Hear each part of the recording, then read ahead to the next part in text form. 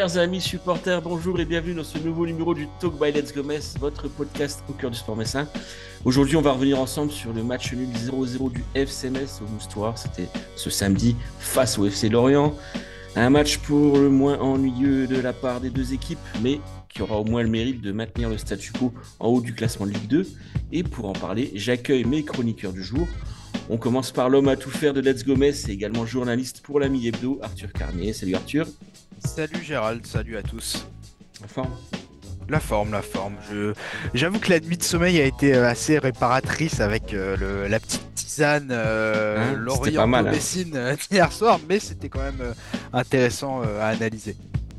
À tes côtés, alors il commence à intégrer tout doucement le changement de nom de son employeur, Thomas Lavaux, ici Lorraine. Salut Thomas. Salut Gérald, salut tout le monde. Oui, hier on s'est même pas trompé. Ouais, bah, J'avais j'imagine. 3h30 d'antenne. Vous avez des Même gages, pas le début d'un j'imagine. lapsus. Ah, je vous avais des gages, Oui. non? Ouais, bah oui, forcément. Ouais, bah oui. Bah, lundi dès le premier micro, et hop là, la glissade, un peu de banane, mais ça immunise. Et enfin, il a pu sortir de son train à temps. Il est en direct de la gare Montparnasse pour être avec nous. Mehdi Abirez, salut Mehdi. Salut Gérald, salut à tous. Effectivement, je suis à l'heure et je suis très content d'être parmi vous. Bon, super. Alors messieurs, hier on avait donc le droit au choc de cette 18e journée de Ligue 2. Un match au sommet, match du samedi soir entre Lorient qui voulait retrouver sa place de leader et le FC Metz qui espérait s'emparer de la seconde place. Les deux équipes se sont quittées bonnes amies, comme on peut le voir à l'écran sur le dessin de notre ami Sparrow. On attendait donc ce match comme un événement footballistique entre deux équipes du niveau de Ligue 1 et on a eu un match d'un ennui abyssal, un match très tactique, sans folie. Arthur, les Grenards reviennent avec un point précieux certes, mais on aurait quand même aimé voir le FC Metz un peu plus tenté et essayer de revenir victorieux. Bah, c'est sûr que si tu te positionnes du point de vue des fans de foot qui auraient regardé ce match entre deux belles équipes de Ligue 2, bah, le choc, c'est un éléphant qui a accouché d'une souris. Deux équipes qui se sont vraiment craints. Il y a pas d'autre mot. Il y a eu beaucoup de respect. J'impute plutôt la faute, entre guillemets, à ça au FC Lorient qui n'a peut-être pas été assez entreprenant, assez malin, qui ne s'est peut-être pas assez découvert chez lui, qui avait probablement peur des offensives messines et de la transition rapide. Le choix tactique de Stéphane Le Mignan était assez intéressant, de mettre vraiment Ablaye Jallow qui permet de tenir un petit peu plus le ballon dans des zones un peu hautes, mais Cheikh Sabali était bien esselé seul à la pointe de l'attaque. En tout cas, le FC Metz a joué sa partition tactiquement, mais je suis quand même assez déçu du peu de choses qui ont été proposées offensivement. Contre Pau, certes, c'était pas la même adversité, mais ce système avec vraiment deux attaquants, là, il faut reconnaître que c'était plus un 3-4-1-1 qu'un 3-5-2, si on veut schématiser et grossir le trait. Bah, force est de constater que c'était nettement insuffisant en termes de production offensive et de rendement offensif. Et j'ai envie de penser que c'est la vérité d'un match et que c'était un plan spécialement conçu pour contrecarrer Lorient, qui était jusque-là intouchable à domicile avec 8 matchs, 8 victoires et une avalanche de buts. Donc ça reste un bon point quand même, mais il faudra absolument gagner la semaine prochaine face au Paris FC. Voilà, on reviendra tout à l'heure sur ce fameux 3-5-2. Thomas, je me tourne vers toi, toi qui aimes les statistiques. Zéro tir cadré pour seulement trois tentatives. C'est sans doute le pire rendement de la saison pour les Grenats. Et en face, c'est pas beaucoup mieux, hein. Un tir cadré sur six tentatives pour Lorient, qui était jusqu'ici intraitable à domicile. Pour ces deux formations qui étaient au firmament des expected goals, c'est quand même pas fameux, hein. Je pense qu'hier, les amateurs de tactique ont pris leur pied, hein. C'est à peu près les seuls qui ont apprécié la rencontre d'hier. Euh, c'est un vrai sentiment paradoxal cette rencontre, hein. C'est que dans l'absolu, aller prendre un point sans jamais avoir été inquiété, c'est une vraie performance. Le souci, c'est effectivement la prestation offensive qui est nettement insuffisante et qui m'empêche de me satisfaire totalement de ce point du nul gagné par le Football Club de Metz. C'était clairement pas assez. Mais cela dit, c'est pas une nouveauté non plus. Le FC Metz, face aux meilleures défenses de ce championnat, a souvent éprouvé des difficultés. On sait porter la balle jusque dans la moitié de terrain adverse, on sait se rapprocher de la surface adverse, mais dès lors qu'il faut faire des différences dans des blocs très bien organisés, très compacts, et c'était le cas notamment du FC Lorient. Olivier Pantaloni, c'est un entraîneur peut-être pas le plus réputé de la Ligue 2, mais qui a quand même eu des résultats partout où il est passé, et notamment parce qu'il parvient à faire déjouer ses adversaires. Et le FC Metz, voilà, parvient pas justement à défaire ces pièges qu'on lui tend. C'était déjà le cas aussi à Annecy lors du précédent déplacement. C'était le cas lors du match à 3, si on remonte un petit peu plus loin. Voilà, on n'arrive pas malheureusement, je trouve, malgré le talent qui peut caractériser cette équipe, que ce soit sur les couloirs, que ce soit avec Gauthier, on n'arrive pas derrière à déjouer les pièges que l'on nous tend, et ça s'est vu encore une fois hier soir. Le contexte et l'enjeu aussi, où finalement un match nul devait contenter certainement tout le monde, a fait qu'il n'y a pas eu cette petite prise de risque supplémentaire, ces petites tentatives supplémentaires. Et donc, ouais, on arrive à un match où finalement, la seule occasion franche, on l'a obtenue sur corner. C'est peut-être finalement le seul motif d'encouragement que je vois. C'est-à-dire que contre Pau, Metz a été dangereux sur coup de pied arrêté. Hier, Metz a failli marquer sur corner. C'est-à-dire que sur phase arrêtée, on sent peut-être un C'est petit frémissement. la reprise de Udol, hein, dont tu parles, hein, c'est ça? Voilà, Ouais. c'est la reprise du Dol sur un corner de Gauthier Hein. D'ailleurs, c'est peut-être pas un hasard, à mon avis, si c'est un corner de Hein qui trouve Udol dans la surface, même si c'est pas vraiment une reprise armée à proprement parler. Hein, c'est un réflexe de Mathieu Udol. Toutefois, voilà, à 50 centimètres près, il trouve la lucarne opposée. Voilà, donc sur phase arrêtée, je trouve que ça y est, on commence à porter un petit peu le danger. Maintenant, il faudrait que ça s'accompagne et durablement d'une dangerosité, mais dans le jeu. Ça manque un peu de hauteur quand même, hein, de taille, hein, devant. C'est sûr, Ça, c'est un autre c'est sujet. sûr. Alors, Mehdi, après la sieste imposée hier soir en tribune de presse au Moustoir, ça a dû être un peu dur pour toi de trouver le sommeil cette nuit. J'imagine, mais blague à part, on est quand même très déçus du spectacle donné par ces deux équipes qui prétendent donc à la montée. Malgré tout, est-ce qu'on doit se satisfaire de ce résultat? Oui, on doit se satisfaire d'une part parce que, comme l'a dit Arthur, Lorient à domicile, c'était 8 victoires en autant de matchs. Mine de rien, c'est quand même une performance d'aller les accrocher là-bas. Il y a une belle ambiance, il y a un public qui pousse. Et c'est un peu l'aveu qu'a fait Olivier Pontalini en conférence de presse. Il a dit très clairement que Metz les avait éteints. Donc ça veut dire ce que ça veut dire. Ils avaient un plan de jeu et Metz a réussi à contrecarrer ça. Et puis, tactiquement, c'était impeccable. Le problème, c'est qu'un match, nécessite, ça nécessite aussi de marquer des buts. Et on a du mal à créer du danger. Hein, vous l'avez très bien tous rappelé. Maintenant, c'est un bon point. C'est un bon point. Peu d'équipes ont réussi à aller chercher Lorient sur leur terrain. Le Paris FC s'est écroulé, Dunkerque s'est écroulé aussi là-bas. Ils ont même pas fini le match à 11 chaque équipe. Donc il y a de la satisfaction à ce niveau. Après voilà, on sent qu'il y a de la marge de manœuvre, on sent qu'il y a la place pour que cette équipe puisse tuer le match, mais il faut des bons éléments devant et il faut peut-être un peu plus de réalisme globalement. Maintenant, on va essayer de s'accrocher à ce qu'il y a de positif. La semaine dernière, on était les seuls à avoir pris un point parmi le top 3 et on disait que c'était pas forcément une bonne performance non plus. Donc voilà, le FCMS continue son petit bonhomme de chemin petit à petit et peut-être que au bout du compte, tous ces efforts minimes finiront par payer.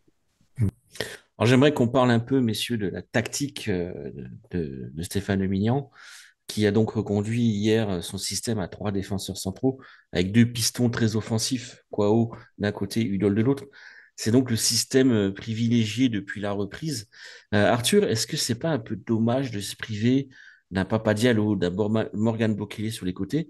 Parce que certes, on se retrouve potentiellement avec deux pointes. En l'occurrence, hier, c'était la paire Jalou Sabali, mais potentiellement, on a un attaquant pur de moins numériquement avec ce système. Potentiellement oui. Alors, on a vu tous les bienfaits de ce système la semaine dernière face à Pau, parce qu'il y avait de la présence, pas forcément qualitative, vu le match assez terrible d'Ibou Sané, et même de Cheikh Sabali la semaine dernière face à Pau. Mais on a vu comment ce système pouvait amener de la présence dans l'axe. Et là, face à Lorient, dispositif un petit peu particulier où Sabali pardon, était vraiment esselé avec un Jalot qui redescendait un petit peu plus.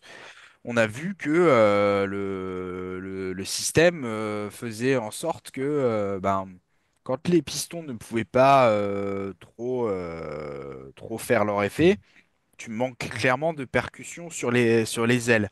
Or, pendant la période un peu, comment dire, un peu triste offensivement du FC Metz, qui continue d'ailleurs encore aujourd'hui, mais qui dure déjà depuis quelques semaines, ben, même la présence de Bokele, de Diallo sur les ailes, de Jallo qui, outre son exploit en début de saison face à Bastia, ne fait pas une saison franchement formidable, ben, on se rend compte que ben, les ailiers n'ont pas forcément l'apport attendu.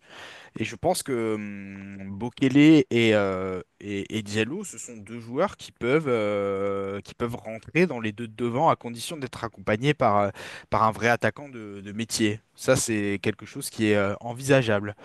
Par contre, ce système, alors je n'ai pas comment dire l'information à ce sujet par rapport à Jesse Deminguet, ni la nature de sa blessure, mais il était touché à la hanche hier.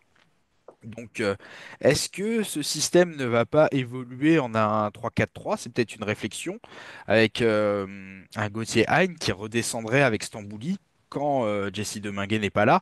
Et là, tu aurais vraiment tes ailiers plus des pistons pour avoir vraiment beaucoup de présence devant. C'est presque trois attaquants que tu as là avec des ailiers qui vont être beaucoup présents. Donc, je pense pas que ce soit foutu pour eux.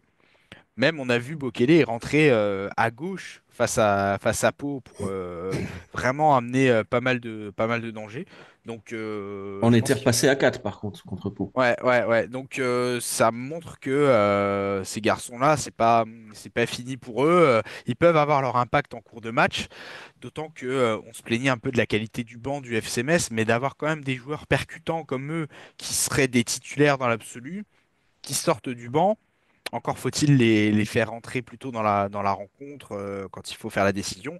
Ça peut être une force aussi dans ce football moderne où les remplaçants ont de plus en plus d'importance. Mais en ce qui concerne l'organisation à 3, je suis assez satisfait de la solidité en tout cas, parce que c'est difficile d'animer une défense avec trois défenseurs centraux. Et ça a été formidablement bien fait hier soir. Je trouve que Aboulou est de plus en plus solide. Je serais pas surpris que, même si Ismaël Traoré revient, que ça m'étonnerait pas de voir Aboulou continuer, parce que Traoré, sur ces dernières semaines, il avait les adducteurs qui sifflaient, ce qui explique peut-être ses performances un petit peu en demi-teinte.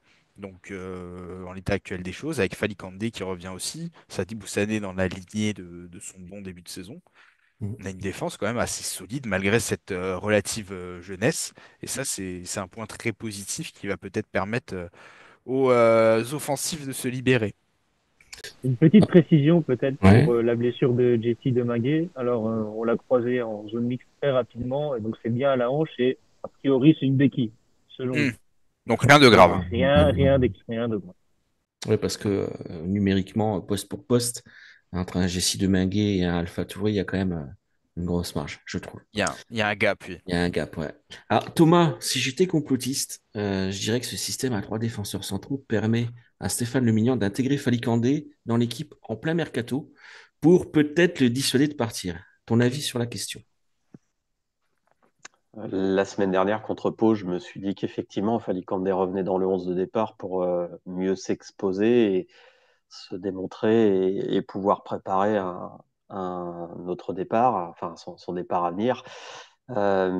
Hier, il a à nouveau été confirmé à ce poste. Je ne l'ai pas trouvé particulièrement mauvais, hein. Défensivement. Bon, sur la relance, c'est parfois autre chose, mais j'ai trouvé qu'il avait fait son taf.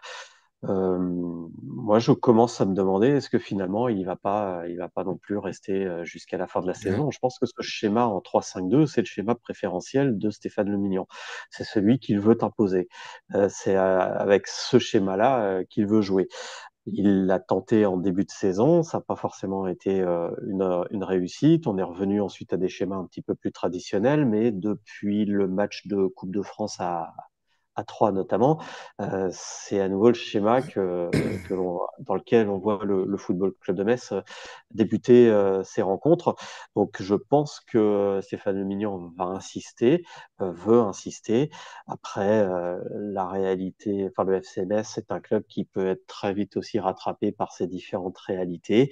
S'il y a une bonne opportunité pour Fally Kandé, notamment dans les dernières heures du mercato, même si Stéphane Le Mignon décide d'insister dans ce schéma à 3 défenseurs centraux derrière, s'il y a une bonne opportunité, Fally Kandé il partira.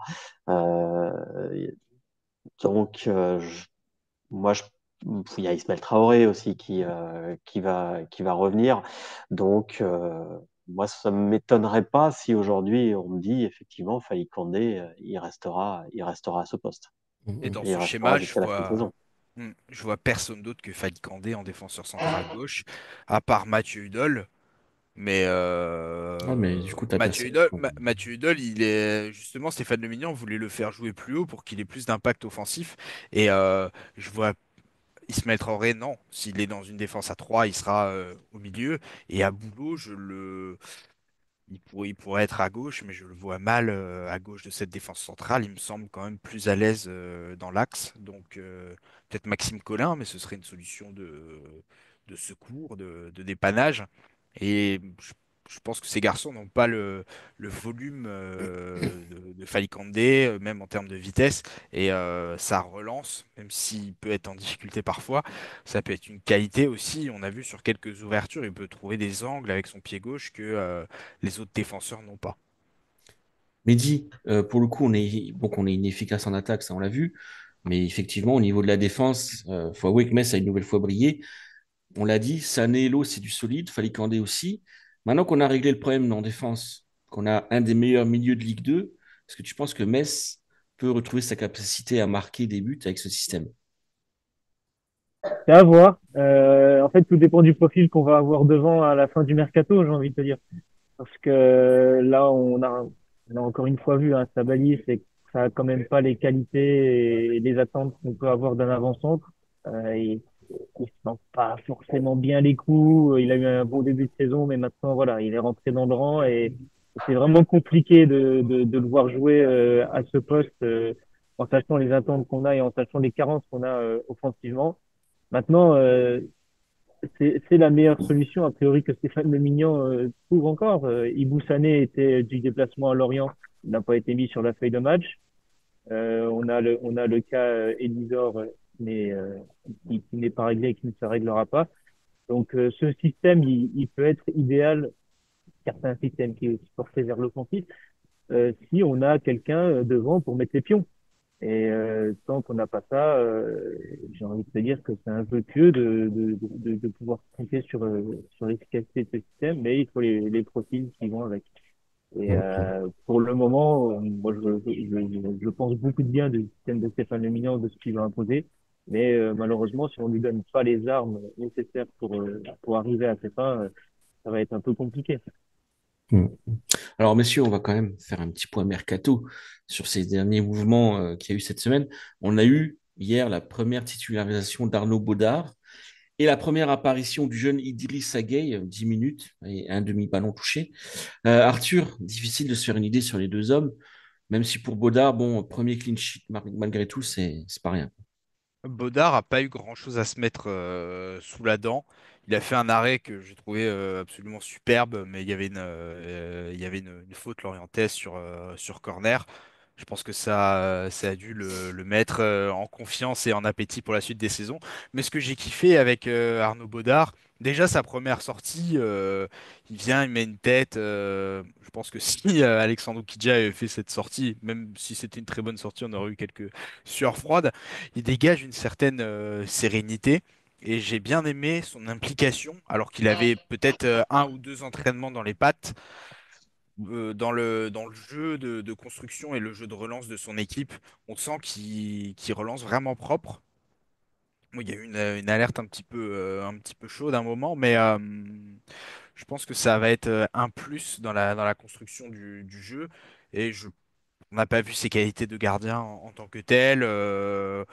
C'est peut-être quelques fois dans le jeu aérien. Ça m'a l'air solide pour le moment, mais on va se laisser le temps de le juger. Mais ce qui est intéressant, j'ai écouté sa réaction enregistrée par Mehdi en zone mixte. Il a l'air très serein dans sa tête. Il a l'air heureux de faire partie d'un nouveau projet. Et ça fait partie de ce genre de joueurs qui sont venus à Metz, je pense, pour la Ligue 1, au même titre que les Stambouli, que les Deminguet, peut-être même que les Gauthier Hein. Donc, si on veut assouvir cette ambition de monter en Ligue 1, ça passera forcément par le recrutement d'un attaquant et pas seulement Idrissa Gueye, parce que Stéphane Le Mignan l'a dit. Si Idrissa Gueye a joué, alors il n'a pas dit en ces termes en conférence de presse, mais c'est parce que bah, c'était la meilleure solution qu'il avait à l'instant T. Un joueur qui vient tout juste d'arriver, qui se remet, ça reste un jeune attaquant de 18 ans. Il faut naturellement lui laisser tout le temps du monde pour grandir. Mais du peu que j'ai vu, j'ai bien aimé son implication. Il m'a l'air d'être plus athlétique que Plus les autres véloce, attaquants. effectivement. Ouais. Ouais, ouais, un petit peu comme Joseph Mangando. Je pense que c'est des profils un peu similaires qui peuvent être capables de jouer dos au but, mais je les connais pas assez naturellement pour me faire un avis définitif. Mais comment dire, petite héritage du football messin, je trouve qu'il a un style un peu, et je dis ça par rapport à son bandage à la main, à la Diafra Sakho, peut-être qu'il a un porte-bonheur par rapport à ça, Idrissa Gueye. Souhaitons-lui que ça lui porte Ouais, on lui souhaite chance. la même carrière. Enfin, en tout cas, chez nous à Metz, quoi. Bon, même après, hein, c'était pas mal du côté de West Ham pour Diafra Sakho, mais Mm. effectivement, c'est un joueur qui peut être intéressant, donc laissons-le grandir. Ça n'enlève pas le fait que le FC Metz doit recruter un attaquant Mm. qui saura mettre des pions en Ligue 2. Thomas est arrivé d'un gardien de but alors qu'on attend un vrai renfort en attaque. C'est un peu la surprise forcée de ce mercato. On attendait du mouvement, mais pas à ce poste. Seulement, malheureusement, les blessures de Papsi, pour qui ça a l'air d'être assez sérieux, et Alexandre Kidjan ont forcé le destin. Le mercato d'hiver, c'est ça aussi, hein. C'est soit vous préparez les coups d'après, soit vous avez une opportunité qui se présente sur un plateau, et dans ces cas-là, il faut la saisir. Financièrement, ça représentait pas une très grosse opération pour le Football Club de Metz, et ça permettait, sur le papier en tout cas, en attendant de voir l'application sur le terrain, d'augmenter le niveau à un poste où, mine de rien, bah, qui était peut-être pas le prioritaire, mais qui avait posé problème durant la première partie de saison. Et Et qui en Arnaud aurait posé Bodard, d'ailleurs à la fin de saison, puisque bah voilà, Kidjan en fin de exactement, contrat. qui aurait posé des problèmes, parce que même après, si Metz partait en Ligue 1, ce qu'on partait avec Pepsi, enfin bon, beaucoup de questions se seraient posées. Et moi, ce que j'ai aimé, et c'est là qu'on voit un gardien d'expérience, on parle d'un gardien qui a fait des bandes touches en sélection, dans une bonne sélection Mm. européenne, il y a quelques mois, hein, pas il y a 10 ans. C'est qu'on a eu un gardien proactif sur le terrain. On a eu un superbe exemple il y a un mois et demi avec Dunkerque qui était venu chez nous. Dunkerque, le gardien de but, voilà, c'était le 11e joueur. Et j'ai trouvé ça un peu chez Arnaud Bodard. Voilà, beaucoup de communication, sans doute pour trouver ses marques aussi, parce qu'il avait que 2-3 entraînements derrière lui.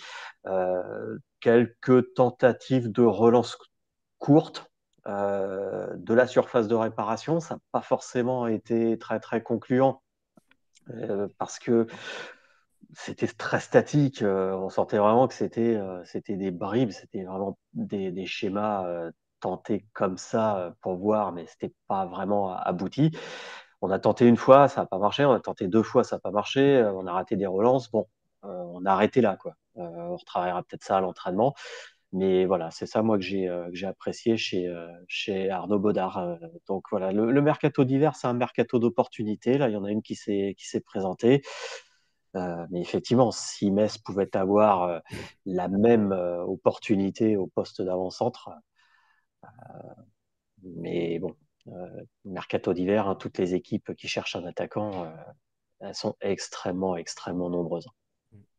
En Mehdi, sur cet attaquant, justement, Idriss Gueye n'a joué que 10 minutes sans toucher de véritable ballon. On peut donc pas juger ses performances.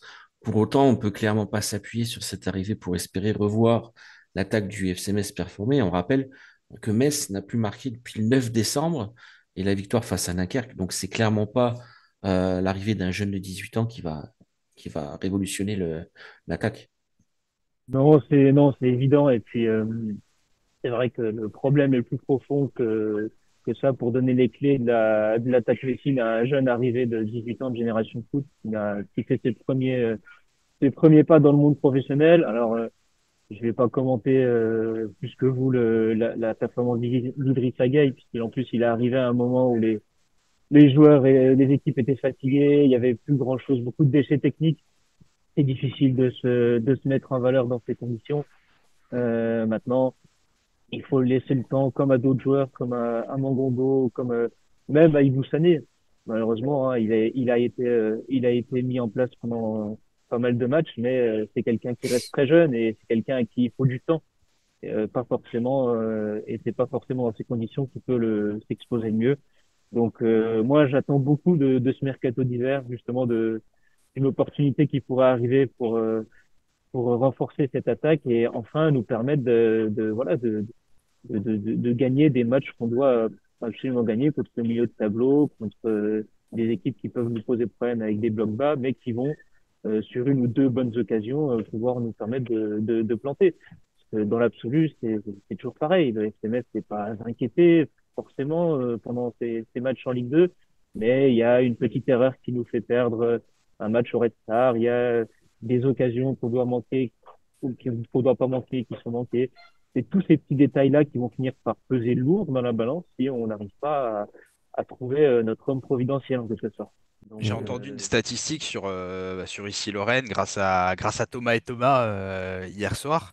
Le FC Metz, ses défaites, c'est quasiment que contre des mal classés.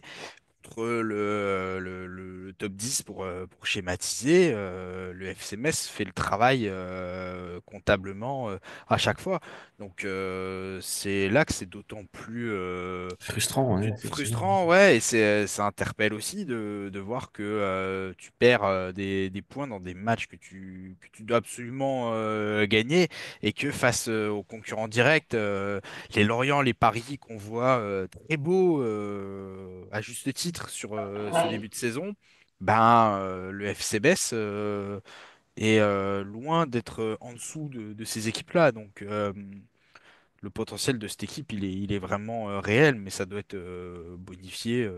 On le répétera jamais assez. On va peut-être le répéter jusqu'au 31 janvier. Ça doit être bonifié par un numéro 9. Alors justement, Arthur, pour terminer rapidement, un petit mot sur cette rencontre de samedi prochain. Metz reçoit le Paris FC.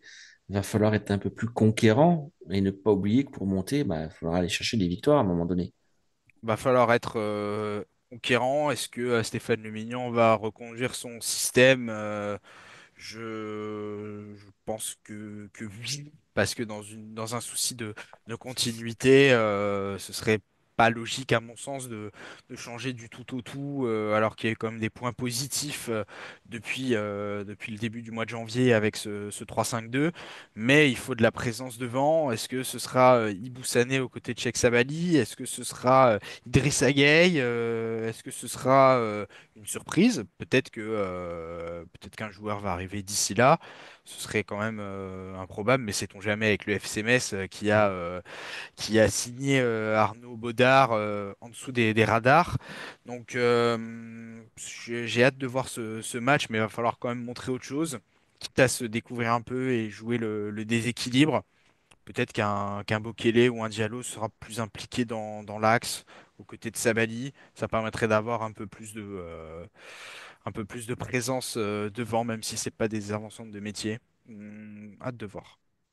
Thomas, on se contenterait d'un 4 sur 6 à l'issue de cette double confrontation face à Lorient et face à Paris. Le point à Lorient, il est bon, hein. Il peut devenir excellent si derrière il y a les 3 points contre le Paris FC, mais j'ai un peu peur de voir le même match samedi prochain qu'hier soir.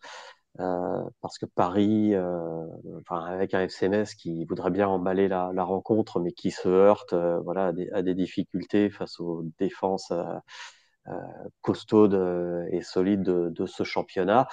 Une équipe de Paris qui est pas forcément beaucoup plus en forme que Metz, parce que même si Paris a gagné hier, est revenu à hauteur de Lorient, bon, ils gagnent que 1-0 contre Amiens, ils se sont fait quelques frayeurs en première mi-temps, avant ça ils restaient sur 2 défaites consécutives, donc est-ce qu'on va réussir à se libérer, est-ce qu'on va réussir à, à emballer la rencontre?